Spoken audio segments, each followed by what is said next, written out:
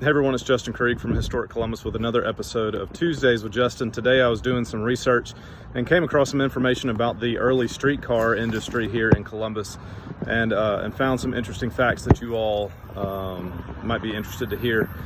And one of the most interesting things I came across was actually the population of Columbus in the 1860s.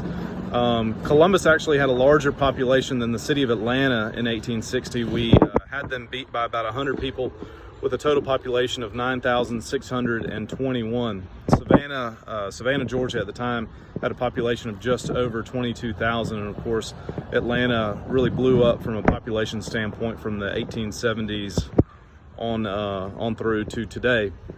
But in 1884 is when the streetcar industry really got its start here in Columbus. That was when we first got our railroad company charter. But it wasn't until a few years later that the Columbus Railroad Company, the Columbus Street Railroad Company rather, actually installed some track and started running trolleys along the track. In 1887, there were a total of 3 miles of track. They had 18 cars that were pulled by a total of 32 mules. Many of you may not have realized that streetcars were pulled by mules before they were either steam driven or electric driven. It wasn't until about 1892 that streetcars were converted to electricity. Of course, a lot of the electricity that was produced either at the Eagle and Phoenix Dam or the City Mills Dam was the power that was used to the power the streetcars.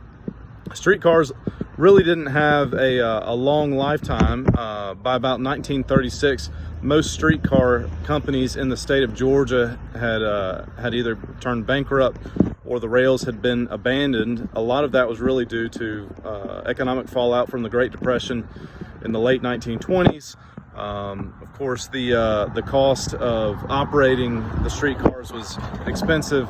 There was new technology with rubber-tired streetcars, so streetcars on wheels. And then, of course, the automobile came much more commonplace and essentially put the streetcar out of business. So with that, we will see you all next Tuesday.